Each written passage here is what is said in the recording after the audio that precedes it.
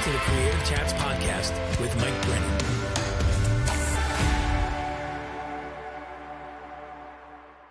Hey friends, welcome to another episode of Creative Chats. I'm your host, Mike Brennan. You can connect with me over my website, which is mikebrennan.me. I would love to get to know you better and help you with your creativity. This podcast is for artists, makers, and content creators where we talk about creativity, the creative process, and story. And it's always my pleasure and privilege to come alongside of people like you who are looking to engage with your creativity, perhaps on even a deeper level. Maybe you have hung it up and you haven't touched anything creatively in a long time. You're looking to come back, but you're not even sure how to engage again. Or perhaps you've been at it a really long time and you just need some community. You need some encouragement because this road gets lonely and it gets hard. And there are so many internal and external voices that can discourage us.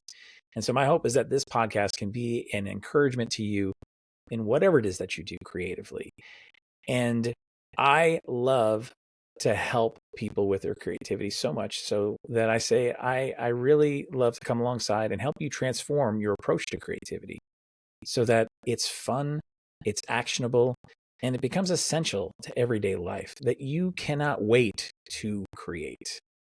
Because I believe when you create, we all win. Now, today I get to sit down with a local friend, my friend Shen, and she is just an amazing artist. She's an amazing person. And I've loved getting to know her, continuing to get to know her, seeing her at events, getting together with her. And it's just been amazing. And so I was glad to be able to bring that new friendship that I have locally here in Nashville to you on this podcast, because her work is amazing and her story is amazing. And Shen has roots in graffiti art back in the 80s in California. And we talk a little bit about that and about her journey, how it developed, how it evolved and changed over the years. And just fair warning on a couple of things. One, she shares some pretty personal things and some things that were kind of traumatic. And so just want to give you a little heads up in case you're more sensitive to some things. I don't want anything to be a trigger for you. And the other is that she shares her faith journey with this as well, because it's very much tied to why she does what she does. And on this podcast, I always encourage people, guests, to come as they are, to show up as themselves authentically and be free to talk about whatever their experiences are, whatever's important to them. And so we do that today. And I don't talk about that too much on the podcast here either, but my beliefs are at the foundation of who I am and what I do. And so we share a little bit more in depth on that. And if you're not a person of faith, I would encourage you to not let that context have you hit the skip button.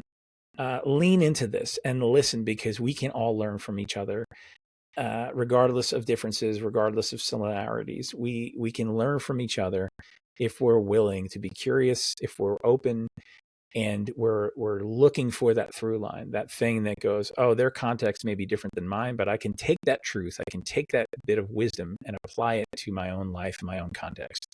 And so Shen is, again, amazing artist. I mean, she has a client base that includes like Clint Eastwood, Ritz-Carlton hotels. I mean, she shares later on where her work can be found in some shows that are upcoming.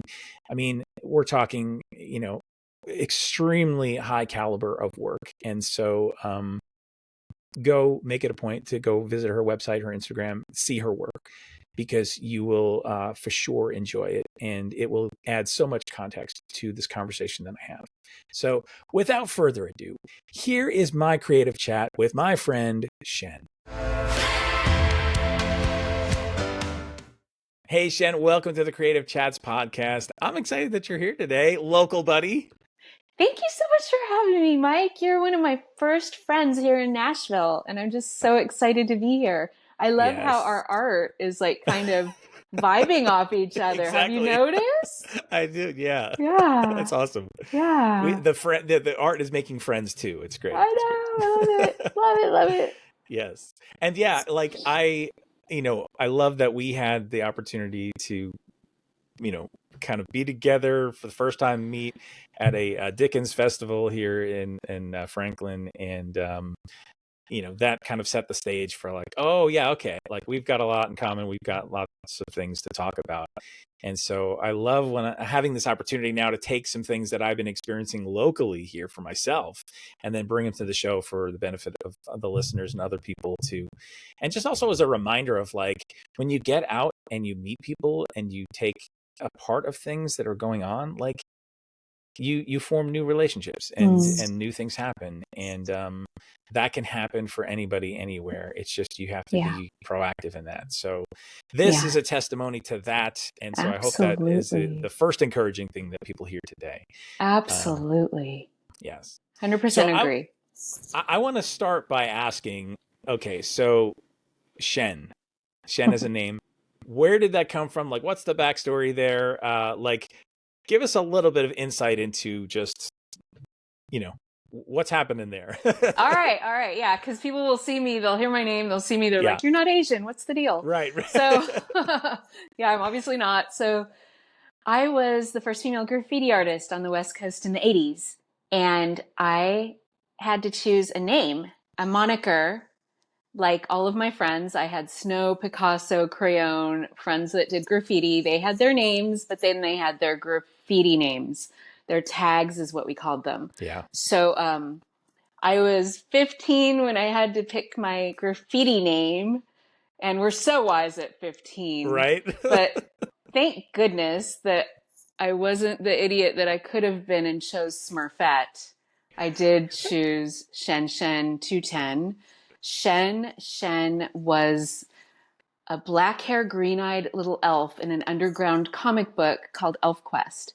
Because back in 1986, we didn't have the internet. We had to go to underground comic book stores to find things like manga and the really cool artistic creations that were comics and things in those days. And we had to flip through all of the comic books to find our sources and our art reference. Anyway, I found Shen, just thought she was cute.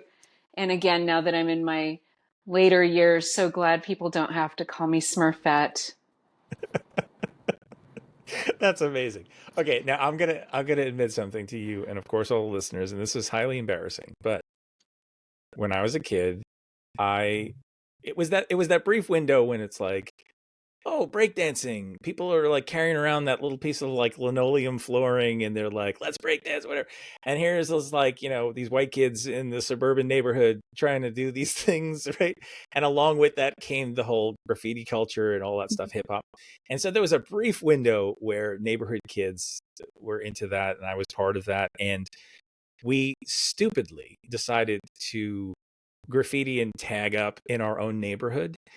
And so, because, we can't drive anywhere, and we're not going to hop on bikes and, haul stuff around.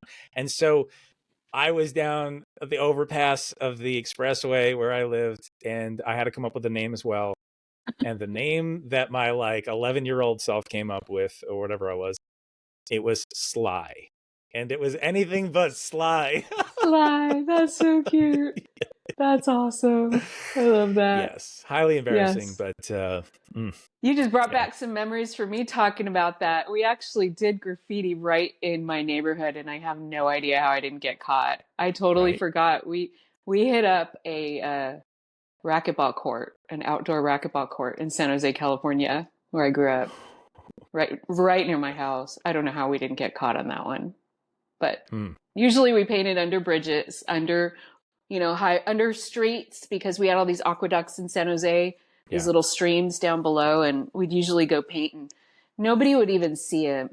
We had a lot of public spaces that people knew about. They'd actually, like the Walls of Fame in San Jose, that people would actually travel to go see. But we kind of did all of our practicing on the less visible ones in our neighborhoods and things. So it was pretty cool. We'd go down there with a big duffel bag full of paint. And at night, you would only be able to paint according to value, especially if you mixed up the colors in your bag. So, and you couldn't use a flashlight because, it'd alert anybody that you're there. So we learned how to paint by value rather than by color. And so it was always a surprise to come back the next morning and see what we had done. Purple would be in the place of blue and all kinds of things, but it worked. Yeah, it was awesome. Yeah. So how did you get involved with that? Like, how did that become a thing for you? So I was friends in high school with a guy named James who was Picasso 2000. And I saw his graffiti sketches and I just thought they were the coolest thing ever. And quickly I realized, oh, I could do that too. So I always loved to draw. My first mural was on the back of my bedroom door when I was 3 with Crayolas. My mom came in really mad and she said, what did you, that's actually not bad. So that was the beginning for me. My parents were always super supportive, even through the graffiti, believe it or not. Wow. I just scratched my head at that. If my kids were out doing graffiti, I would not be supportive. Right. But they were. They thought it was cool. So I don't know. I had crazy parents, I guess. Yeah. Yeah. And so then how did that translate into, okay, I want to actually be like an artist and do this for a living and like not just do these things on the streets at night, hoping not to get caught? Well, it happened so organically. You know, not everybody gets to do what they want to do when they're young, you know. Yeah. And I don't know if you asked me when I was watching Bob Ross as probably a 10-year-old kid, I do not know that I would have said I wanted to be an artist when I grew up. I remember wanting to be a veterinarian, but it really did evolve pretty, I couldn't have handled the school, but it did evolve really organically because in high school, we had the opportunity to take a vocational program. So I was not a good student. I was always doodling when I should have been studying. And so as a junior in high school, I was able to go to the vocational school half of the day and study graphic design. Now, these were the days when we pen and inked everything. Oh, yeah. We had a photographic process called a PMT, where we'd take a big black and white drawing and we'd shrink it down really small to make it nice and crisp and clear. And that was my first business card. You know, I came across it the other day. It's so cool. And all done with pen and ink and French curves and rulers and a Rapidograph pen, which was a nightmare to try to keep clean and usable. So anyway, they brought a computer in and said, this is going to be the future. And I said, I don't want anything to do with that thing. I'm going to continue on with traditional media because I love getting my hands dirty. I love paint. I love pens. I love ink, all of the art supplies. I'm a total self-proclaimed art supply addict. And, you know, so after I was, you know, learning how to do all those things, logos for, you know, make-believe companies and things like that were our projects. I did very well. The graphic design teacher loved me, and I just got great encouragement. I got my first gig when I was 15, designing a huge brochure for my dad's friend who owned a window and door company. So I had to use a Rapidograph and draw dozens and dozens of these diagrams of the windows and doors for them to sell through this catalog. I think I made like $600 back in like 1985 doing that, which was so much money. So that was the beginning of my professional art career. And this year we're celebrating 40 years of me being a professional artist. What happened after that was I got my first job my first job was at Kentucky Fried Chicken, but we don't talk about that. Don't tell anybody. Yeah, that was a bit. But, well, my parents were the Antique Roadshow original family. So we would get up at 3:00 in the morning every Saturday and Sunday, all of my school years starting at like age 6.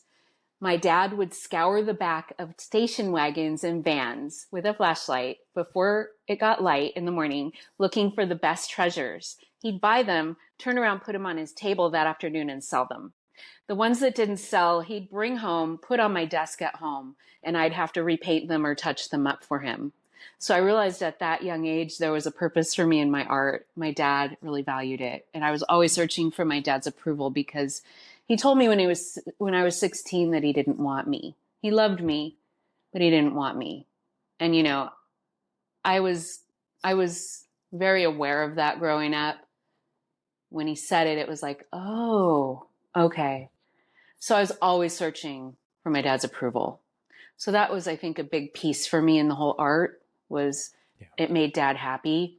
And then And it helped. It helped the family. We struggled financially. So it was helpful. It was a big deal when we'd sell something real. He would collect the coolest pop culture relics, M&M guys and just all kinds of crazy clocks, beer signs, musical instruments, all the pop culture things, clocks, excuse me. And I got a job shortly after that at airbrushing t-shirts at Six Flags Amusement Park in Santa Clara. It was actually Great America back then. Now it's Six Flags. But I got a job. They handed me an airbrush. And now I had only done the graffiti art at this time, the spray paint murals. But they handed me an airbrush and they said, go home and learn this next week. And you're going to be painting in front of crowds. Oh, gosh. So I was too young and stupid to know that it was hard. So I went home and I learned how to use it. And I went back the next weekend, and I'm sure those shirts were terrible, but they kept getting better little by little. Yeah. And that is how my truly professional career began. And to this day, I still love my Iwata airbrushes, and my airbrush is a large portion of what I do in my career, even to this day. Yeah. That's amazing. I mean, I remember trying an airbrush earlier on. I guess it was like either late high school or maybe early art school, college. And it was a friend who had one and was like, hey, you should try this. And so I borrowed it and then was trying it. And I'm like, wait, there's like the toggles. I feel like I'm so discombobulated with the coordination of like the flow and the this and that, and I'm like, I don't know what to do, this is weird. And I'm like, no, this isn't for me. And I never tried it again. Well, we should get one back in your hands. I could help you a little bit. I could help you a little bit. Yeah, we gotta do something. Let's do that. I'll do some abstract work maybe. Well, have you used spray cans at all? Not since my graffiti days either. All right, well, we got to fix that too, Mike. Yeah. Well, and it's funny because you talk about like how computers were introduced into things for you, right? I was right there too, right? That was my. I mean, we're in the same category there as far as the introduction of the computer to graphic design and more art things. And so actually, it was halfway through my my associate's degree in which they said, okay, we're gonna switch things over to computer now. And you guys are going to learn how to do this. And I was like, oh, so everything I just learned like the last year we're not going to actually do that. And they're like, well, it's few and far between when people are actually using, those type of materials for, production and all the other things now. But I was glad I learned both. But anyway, the whole thing was that when computer was introduced, then I was like, oh, actually, I'm going towards this. And I stopped using more traditional things. So I was like the opposite of you. And I fully embraced the technology. And it was also, I think, because I played so many video games and had a Commodore 64 when I was a kid and did things with that. And so technology, and even I think there was this drawing program that was really like, it was like a block, like a literal square, and you would draw with the square. And there was like this koala pad thing that was called, and you would draw, it was a drawing tablet. I mean, this was like really early 80s stuff. And I just remember being kind of enamored with it, even though like the results were pretty crude. There was something there for me, so I ended up going that way. But anyway, that's really cool. Those were the days of the Amiga. You remember the Amiga? Yeah. It's just interesting because it's two people can be standing at the same crossroads and make different choices depending upon what feels like it's more aligned with who they are. That is such a good point, Mike. And I'll tell you, it's so crazy because I was literally down the street from where two guys were putting together computers in their garage and selling them without cases. That ended up being Steve Jobs and Steve Wozniak, and a good friend of mine worked at Apple, and I won't go into that, but I had a lot of opportunities in that world and didn't even think about it. I didn't even think about it. I got my first iMac to do administrative stuff. Yeah, it's too bad you didn't have like an early prototype that you hung on to and feel worth a lot of money today. I probably did, but all the moving, let go of stupid things that we didn't think would be so valuable today, right? Yeah. So I want to come back to your story now. So the airbrushing t-shirts, that kind of evolves into you then just doing your own work, making things on your own, selling things, like, or were there more um, kind of like job things as opposed to like having your own creative practice and that supporting you? Like, what did that look like as it developed? Oh my goodness. So I really kind of would call myself a commercial artist until fairly recently, Hmm. because I apprenticed with an artist. I met him after high school. His name was Bear, and he was Native American, and he allowed me to come and stay with him in Daly City, California, South San Francisco. And in exchange for me teaching him how to airbrush, he would teach me fine art. So he Hmm. taught me the fine art of portraiture, a lot of the basics of fine art, and in turn, I taught him how to airbrush. Well, we also went on the road and did things like the Monterey Jazz Festival, where we would set up a booth, and he introduced me to the entire art festival culture. And so I was 19 when I met him and worked with him and stayed with him and his family. And so I got introduced to that again very organically. I stopped attending, I was at junior college at the time. I stopped attending junior college. I cannot believe how prideful we are when we're young. I just went to an art school. I think it was the Art Institute in San Francisco, and met with the president, to look at maybe getting an art education at an art school. He said to me, "Well, what do you think that you could learn if you came to our school? What do you think you could learn from us?" Which is a great question to ask. Hmm. And I took it as I was so good he didn't have anything to teach me. I'm so embarrassed to say that. That happening meant that I had to forge my own path, right? Hmm. Yeah.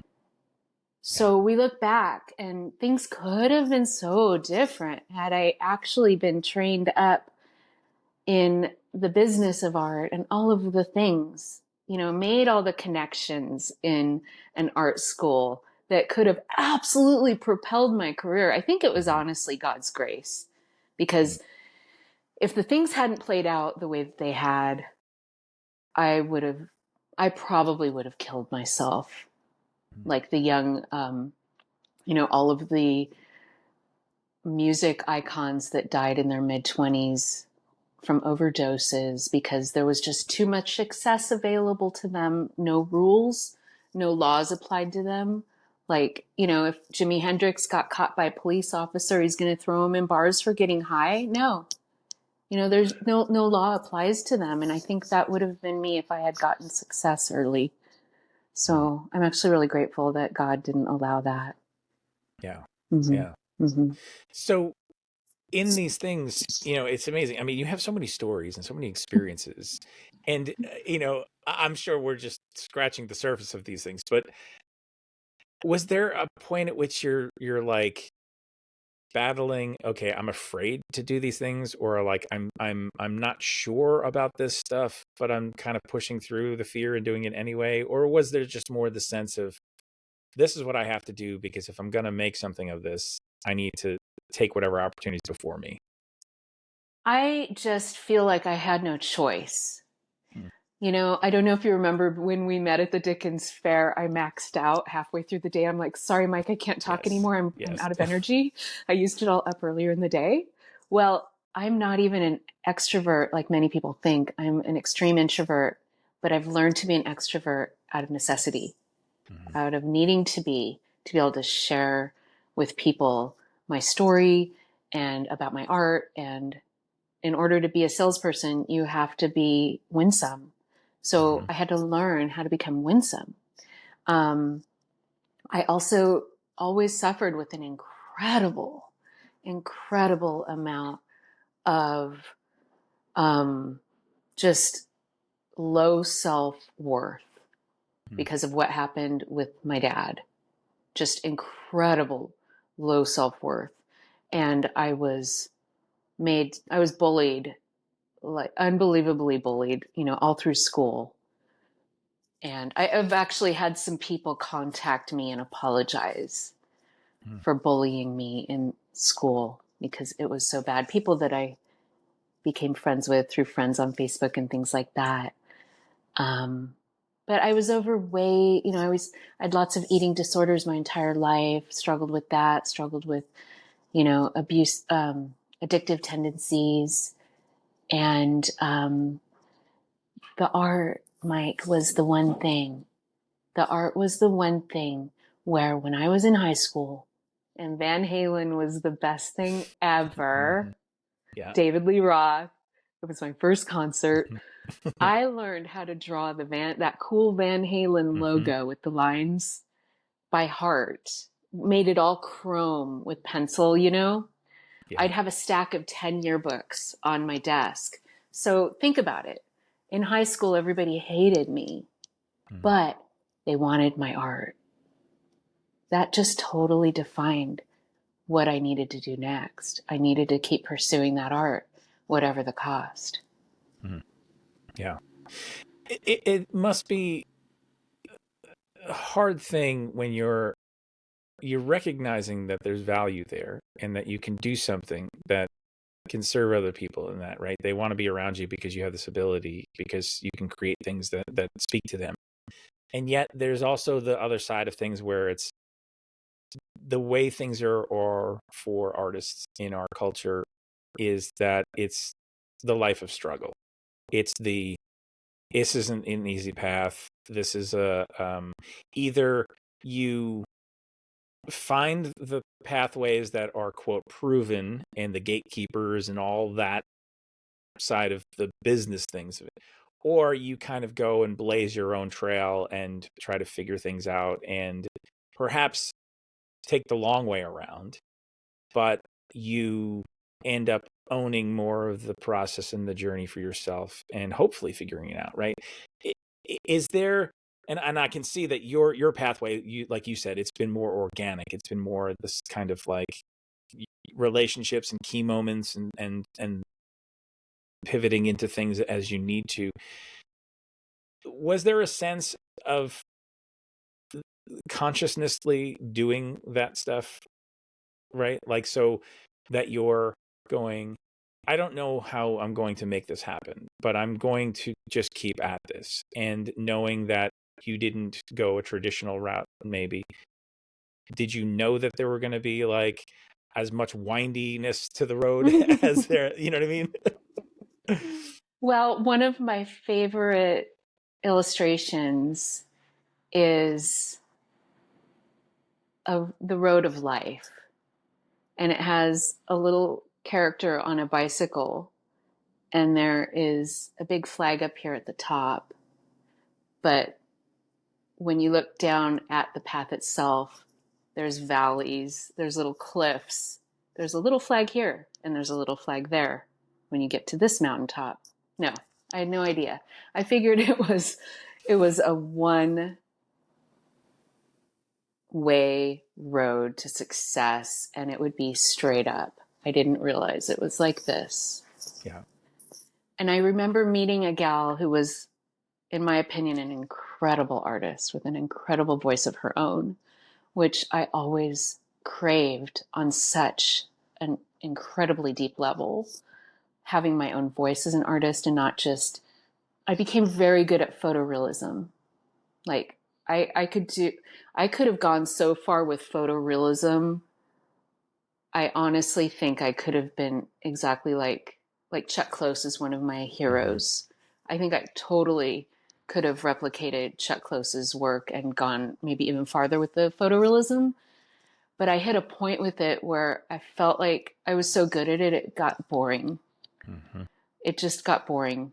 And I wanted to say something on the canvas that people felt that wasn't articulated by anyone else.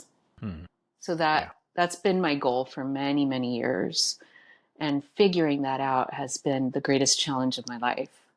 That's been the greatest challenge. Yeah. Again, I would say dying to myself has been the greatest challenge, but that one's probably a close second. Yeah. Yeah. Yeah. There is an evolution to you as an artist and you as with your work that happens the longer you stay with it and engage with it, and don't simply settle, like you said, you hit those points at which things become a little boring, a little, routine.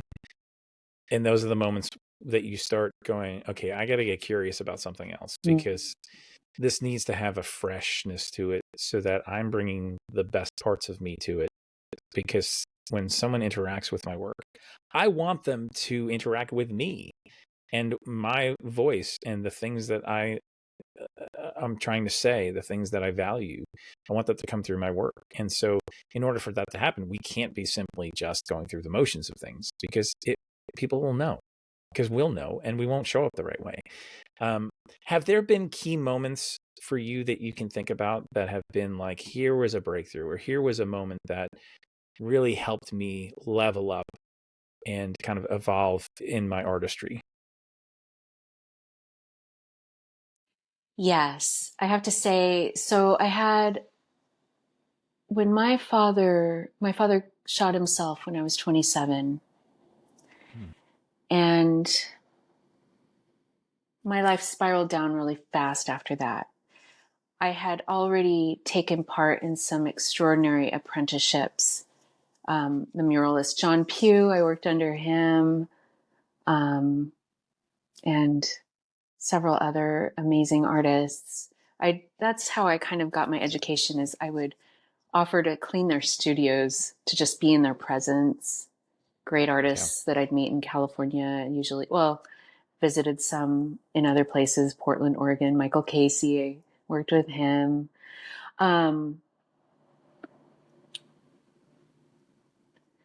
So after my father died, I went into such a dark place that we, as a family, my mom and dad and I was only a child, we would often go and listen to live jazz.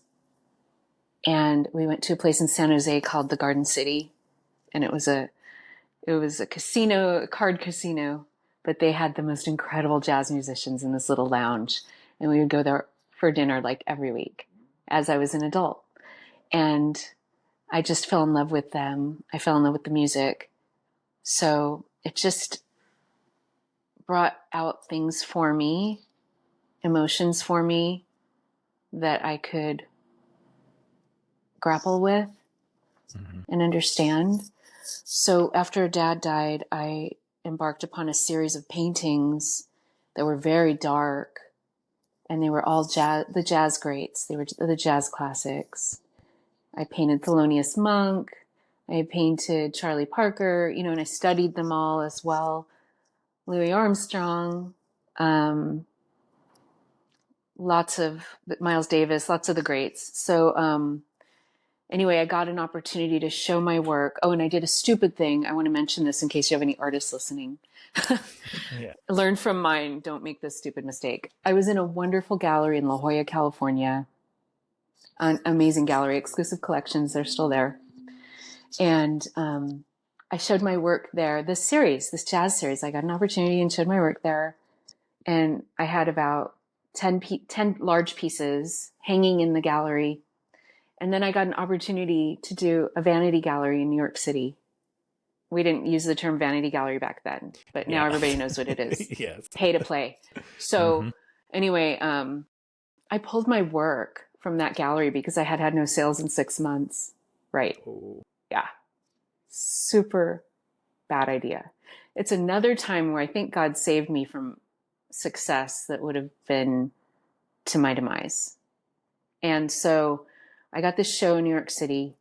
I brought all the work, took the work out of the gallery, never got back in the gallery again. I tried and tried. And then they ended up opening locations at Caesar's Palace and grew. Like, yeah, right? The remorse. And so Anyway, I had this show in New York City and I expected it to be so fabulous. You know, my life's defining moment. Well, you could have heard a pin drop during the opening. There were so few people there. And I fell to my knees in this little bathroom in this Soho bathroom in this gallery. And I said, Jesus, if you're real, please show me. I was 28 years old. I'm now 55. And not a day goes by where Jesus doesn't show me many times throughout the day how real he is. Mm-hmm. So that was my life's defining moment. At 28 years old, I became a born-again Christian, and I started to paint things that really mattered at that juncture. Yeah. Having hope, having a changing transformation experience like that then not only changes you, but changes your work. How did you figure out how to introduce this newfound faith into things that you were doing? You know, because a lot of the things you do like are, you know, celebrity portraits or things of that nature, of like pop culture oriented things. And I know for me, like when I was younger, I was thinking to myself, okay, well, if I want to express my faith in art, I need to do a picture of Jesus or a picture of a cross or whatever. Like I fell into that mentality of like a direct, like, this is what this looks like. Later on, I understood, no, that's not what we're talking about here. We're actually talking about some stuff that's more nuanced. And not as like in your face a lot of times. Not, you know, and again, each person, it's personal. But for you, how did that translate? What did that look like for you as it started to find its way into your art? You know, it's a struggle that I still face to this day. And I think I paint about the struggle, honestly. Yeah. I started out painting gorgeous portraits of Jesus. I've painted a lot of scripture. I did an amazing painting of Mary Magdalene, wiping the anointing oil off Jesus's feet with her hair and her tears. I've painted many Christian pieces. And I took the Milan Art Mastery Program. I met Ellie Milan, the owner of that school, and she is a woman of faith, and so that caused me to look at this school just a couple of years ago, and it's a 1-year, very in-depth, self-paced program that teaches you all the basics, but it has, I think, about a third of the program, maybe a quarter, is about finding your voice, figuring out your why. And that was really what I took the program to figure out. It taught me a lot of other incredible skills that I needed and didn't even know I needed them. But I highly recommend that program. I actually have a link on my link tree through my Instagram. If anybody's interested in checking out that program, it'll just kick me back a little, you know, a little thank you, yeah. But a little financial thank you. But it's an incredible program, and it really helped me to see how I could share my faith with others without preaching through my paintings, if that makes sense. Yes, absolutely. Yes. And that, you know, that's something that is very much part of my own story and my own journey. And I don't necessarily lead with that a lot of times, but as I talk to people and as things feel like it's organic, I certainly am not hiding any of that stuff either. You know, I've talked about at times where I'm like, yeah, I was in full-time ministry for 10 years. And so my faith has always been something that has been important and a driving factor. And really that's my understanding of life, my understanding of joy, hope, and redemption, which is so much a part of the things that I do. And as I've looked at the pieces of my life, and the brokenness of things and gone, I need to understand this for myself, but I also need to figure out how to have redemption enter this so that it not only brings me hope, but brings other people hope. And that has been something that is overarching, regardless of whatever it is that I do. Absolutely. And the values of what I believe and what are important to me come through in all the things I do. So whether it's this podcast, whether it's my visual art, whether it's writing books, it doesn't matter, or if it's conversations that I'm just having, daily. I think there's this sense of, this is your identity. This is who you are. On my arm here, I've got a tattoo, beloved, and it's on my arm that I write with and paint with and draw with. And the reason why it's the only tattoo that I have, and the reason why it's there, is a reminder that that's who I really am. And if my ability to draw or write or do anything with this hand goes away, I don't go away. I'm still me. I may need to find another avenue to express and to explore my creativity. And that may look different, but I don't go away because I haven't tied my identity specifically to that expression or craft. And I think that's especially hard when I've known people who have either gotten into accidents or there's been some other kind of thing where all of a sudden they're not able to do, they lose their hearing, they're a musician. And it's this very real, painful moment of like, now what? What do I do? Where do I go from here? And so I say all that to say, faith and creativity is so much bigger than simply making what we sometimes call Jesus junk, right? Which is the schlocky, bumper stickery type of things that you find in many places. Well, it's interesting because, I agree with you, but I just bought a website called unashamedart.com. And I'm toying around with the idea of doing a line of Christian t-shirts, but they're like graffiti. Yeah. One of them, you just gave me the idea to do one that says beloved. I love that. Yeah. With the Bible verse under it. Yeah. But it's going to be a little bit wild style, which is graffiti font that's a little hard to read. So, my hope in these is that they would be conversation sparkers. Yeah. Well, and even in the way that you do it, you introduce craft. You introduce something that has been honed for years. Yeah. Not simply just, hey, let me slap this down because I can mass market this and just push it out and people can, like that's what I talk about when I say like the Jesus junk stuff, it's the thoughtless, just simply, let me just put this out there because maybe I can make a buck or whatever. And, I know people will buy it because people tend to buy those things. You're doing things that are more thoughtful. You're doing things like, I love that you say, these can be conversation starters. These can be things that can help even give voice to someone who may not be able to articulate something. They may see this and say, thank you for making that, because that's what I feel, or that's what I resonate with.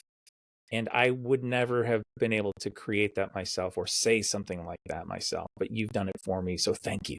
Oh, well, thank you. That's inspiring, Mike. You've been inspiring me on this call. I appreciate the mutual encouragement. It's awesome.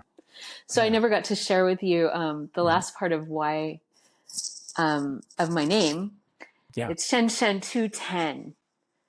And so I just chose 210 back when I was a teenager because it rhymed. But many years later, God showed me Ephesians 2:10, which is a Bible verse. And it says, "For we are God's masterpiece. He has created us anew in Christ Jesus so that we can do the good things that he planned for us long ago." Can you believe that I chose that as the end of my name way before I ever became God conscious? I wasn't even God conscious at that age. And so that Bible verse means that God has written every day in his book every day of our lives before one of them even came to be, which is another Bible verse. Mm-hmm. And I just find so much comfort in that. So it really is just a daily seeking God, and he will direct our steps. Yeah. Yeah. In the art, And in everything. Yeah, absolutely. Yeah. Yeah. And that's part of who we're created to be, mm-hmm. is people who are creative, who are reflecting our creator. Mm-hmm. And when we do those things, we're showing that we're co-creating. Yes. There's things that we get, ideas and things. And some people may want to call it, the muse. Some people may want to call it, the universe drop. Well, like whatever. But, personally, I believe, like God has his hand in all those things. And when you get inspired, when you feel like you've received something and then want to create out of that as a reaction to, or saying, I know that this means something to me, perhaps it'll mean something to somebody else. And then it becomes a gift for somebody, and it becomes something that's a conduit where then God can then speak to somebody else through that, That's the Those best. are the moments where, you're like, oh man, and it's funny. I just had work up at a local coffee shop here, and it's kind of combined with a ministry, and they didn't know me from anything, and I had to show some of my work to be able to get approval for hanging things around. And I have some things that are more themed, like for clean water initiatives, and some things that are certainly inspired by faith, but are not overtly, again. And yet they still were able to say, you know what, there's something about your work that just resonates. There's something there. And I'm like, yeah, it's when you have that God factor, it's like there's a shorthand there. There's a recognition and fingerprints that are there. And so it's amazing when you get to see those opportunities too, with somebody recognizes without that. And that you're on the right track when you're getting persecuted, which I've experienced quite a bit lately. People canceling me and not liking me. And I think that people only are going to dislike you if you're really standing strong in what you believe, and it goes against what they believe. So that's a little bit of a hard place to be. Yeah. Yeah. Especially when your livelihood is dependent on things. And it's not like we don't have a job like somebody else where this is my personal life and my home life and my whatever. Absolutely. And this is me going in and fulfilling a role and doing whatever. And they don't, the two can be in separate boxes. Exactly. We're all in one box. And Absolutely. It's like, this is who I am. This is my brand. This is what's important. Yes. As I'm creating out of my values and what my opinions are, and so on and so forth. Yes. Yeah. Well, one of my husband's favorite quotes, and mine as well, is, in order for evil to prosper, it only requires one person to stay silent.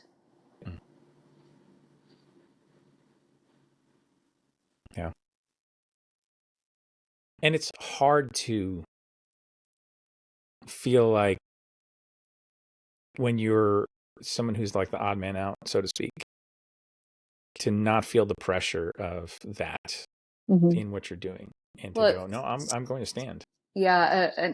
An interesting story was the mural, right? You've seen that story.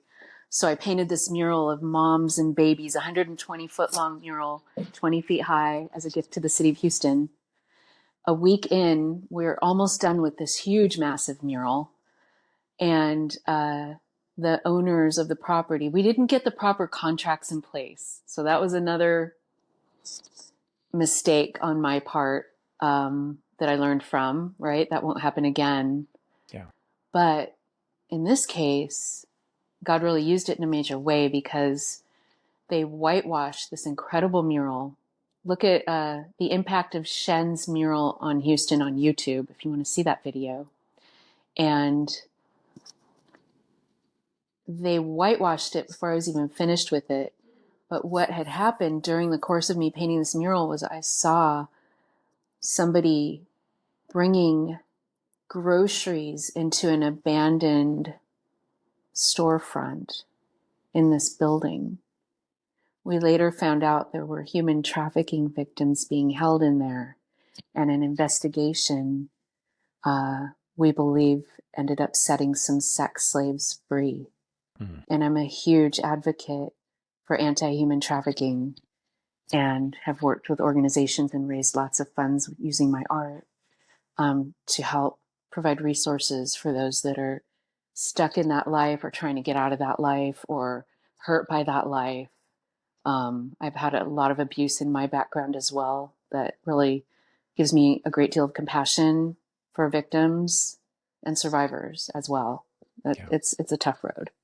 Yeah. It's a really tough road. So I'm so grateful that we did that mural, even though it was whitewashed. It was probably one of my best works I've ever done.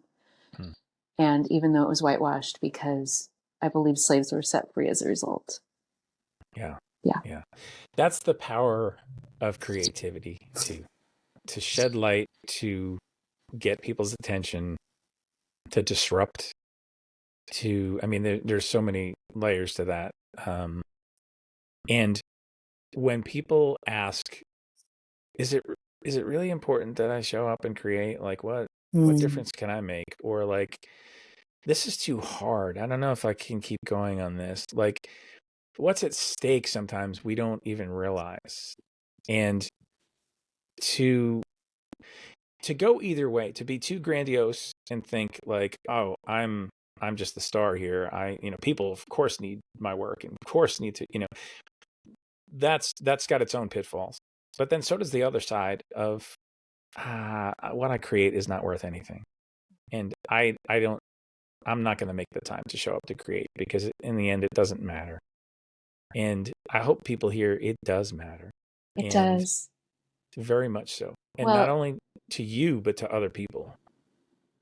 Well, the greatest gift that we can give to others and to the world as a whole is our own healing. So I encounter people on the daily that say, I can't do art.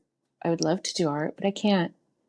And I ask them, was there someone earlier in your life, in your formative years specifically, that said something to you that is a lie that you're still carrying today? And I just encourage those folks. And, they may not even remember, and that's okay. But I believe that, everyone is an artist.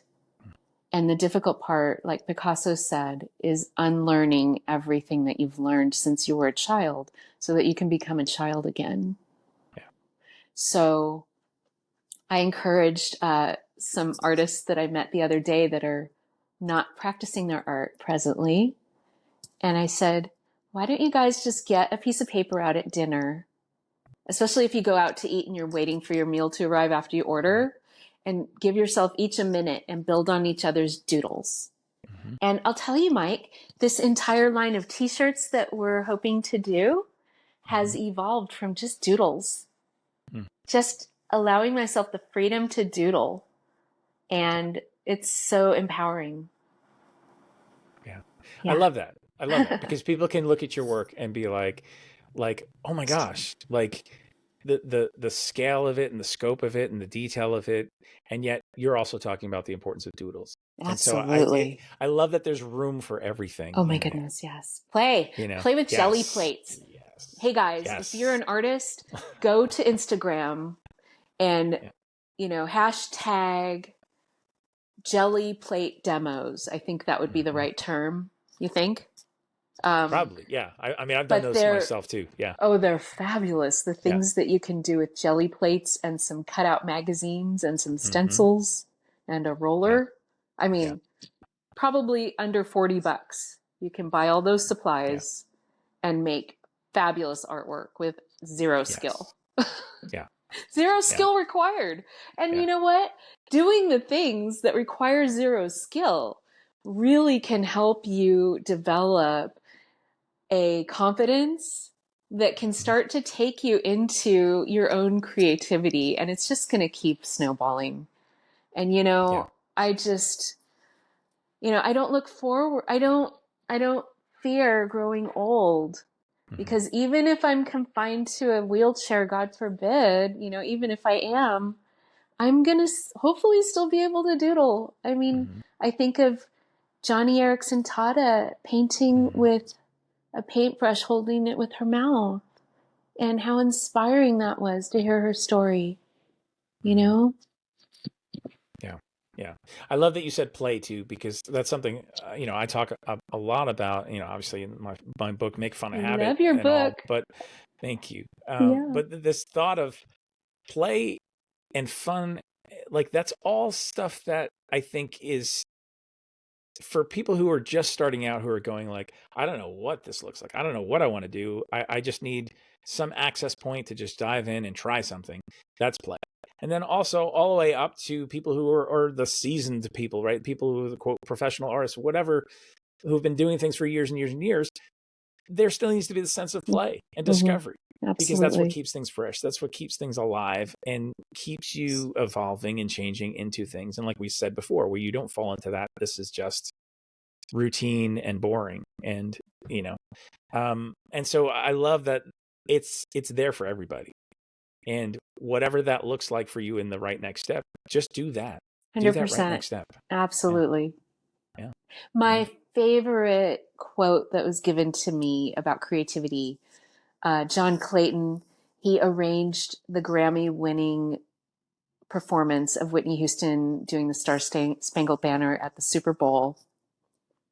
He said to me, Shen, create for 5 minutes a day. It doesn't matter what it is. Just make sure you allow yourself 5 minutes a day to be creative. Yes. And that's how I came back to my art. Suffering depression, going like, I don't know if I can do this anymore. I don't know what this could look like. And anything that I thought of was too big and I didn't have the capacity for. Right. But I thought, well, yes, I can do 5-10 minutes a day, maybe 15 if I'm lucky, especially suffering from depression. That was the entrance way back. And doing that consistently is what led me to where I am right now, which is like 13 years later, after having walked away from my art for 10 years. And then going, does this have a place in my life anymore? Can it? What does it look like? I don't know. There were so many unknowns. And that 5-10 minutes a day led to things. It unlocked things. And it started a progression. And then it ushered in some clarity, and it ushered in even me understanding my voice and my style and all these things that, even though I had been creative my whole entire life, I did not know those things because I hadn't gone on that journey. And while depression was a thing that I would never wish on anybody and wouldn't want to experience to that level again, it was also the thing that brought the redemption, that brought the catalyst moment for me to come back and engage, and led me to who I am today. And so, that is all part of the journey that no one tells you about. No one can give you a map, because everybody has a different pathways, to that. There are certainly things obviously you can learn from and apply, methodologies and things, but there's nothing that will replace you having agency over yourself and your journey, showing up, being engaged, following curiosity, and just doing the work again and again and again, and keep going. Right? That's my number one piece of advice I give to little kids that come up and see me painting. I say, do you like to do art? And they never say no. Right. Never do I ever encounter a kid that doesn't like to do art. And that's what helps me to know that every adult has either told themselves something or heard something that discouraged them from creating. Yeah. So the number one piece of advice I give little ones is just keep doing it. Just keep it up. Just don't ever stop. It's awesome. Yeah. Creativity is awesome. And it's great advice for big ones too. So good. Well, we're at the top of our time already. I can't believe it. I mean, obviously we could sit around and talk for days, and we actually can locally. So, there's that. But as we wrap things up for the podcast, let people know, where can they find you? How can they, experience your art and just more of you? So I am showing my original work presently at the Gold Mountain Gallery in Telluride, Colorado. Same gallery in Jackson Hole, Wyoming. And we're now opening a new location in Fort Worth, Texas. Wow. I am showing here locally at many different venues. Presently, I'm at the Heirloom Shop in downtown Franklin, Tennessee. And then we do other events. I've been asked to be the featured artist at the Covington Three Rivers Art Festival, which is near New Orleans in Covington, Louisiana. And that'll be in November. I think that's the second weekend in November.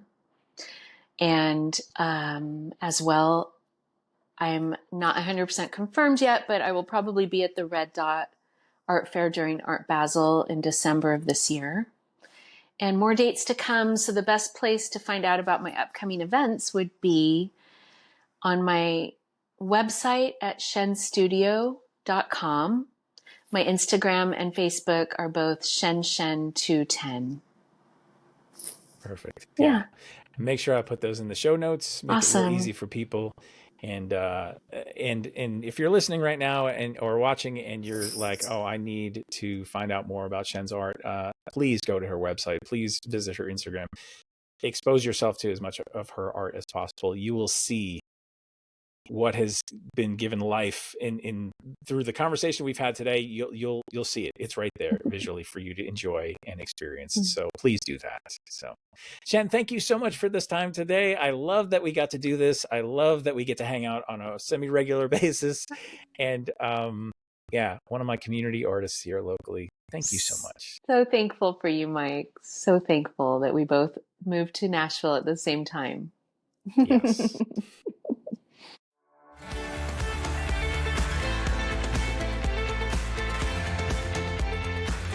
Thanks for listening today.